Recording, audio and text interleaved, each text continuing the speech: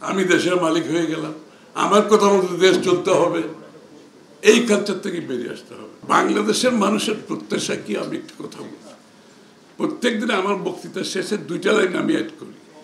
একটা হচ্ছে, শেখ হাসিনা স্বৈরাচার পালিয়ে যাওয়ার পরে বাংলাদেশের জনগণের মনোজগতে যে বিশাল পরিবর্তন হয়েছে সেটা কি আমরা বুঝতে পারছি, ধারণ করতে পারছি? বাংলাদেশের মানুষের প্রত্যাশা, আশা আকাঙ্ক্ষা আকাশচুম্বী, কিন্তু এই বিষয়গুলো যদি আমরা ধারণ করতে না পারি, সেই রাজনৈতিক ব্যক্তিত্ব, সেই রাজনৈতিক দলেরও কোনো ভবিষ্যৎ নেই। এটা আমি প্রত্যেকদিন ইচ্ছা করে বলি। এই কথাটা আমি সবার মাথায়, আমার মাথায় ড্রিল করতে চাই প্রত্যেক দিন।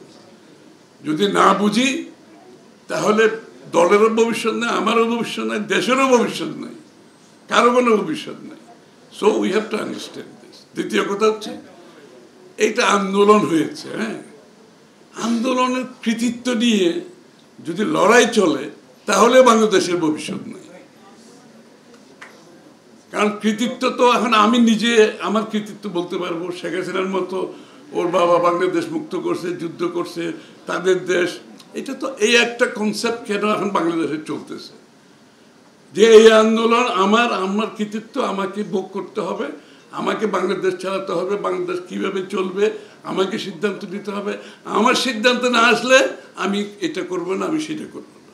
একটা কালচার, এই কালচার থেকে তো বেরিয়ে আসতে হবে। এটা কৃতিত্ব, অনেকে বলেছেন এটা কৃতিত্ব নেওয়ার দরকার নেই। তো আমি নিজে বহুবার জেলে গেছি, আমার পরিবার অসুস্থ হয়ে গেছে, আমার ছেলে অসুস্থ, আমার ওয়াইফ অসুস্থ। তো আমি এগুলো কৃতিত্ব নিতে থাকবো নাকি আমি ভবিষ্যতের দিকে যাব? আমি তো কোনো কৃতিত্ব নেওয়ার দরকার নাই, এটা আমি দায়িত্ব পালন করছি। আমি বাংলাদেশের নাগরিক হিসাবে আমার দায়িত্ব পালন করছি। যারা মুক্তিযুদ্ধ করেছে তারা দেশের স্বার্থে, জাতির স্বার্থে, মানুষ বাংলাদেশের জনগণের স্বার্থে মুক্তিযুদ্ধ করে। এখন মুক্তিযুদ্ধ আপনি সারা জীবন বিক্রি করতে থাকবেন, এই কালচার তো ঠিক না। মুক্তিযুদ্ধ যারা সত্যিকার করেছে তারা কিন্তু যার যার কাজে ফিরে গেছে।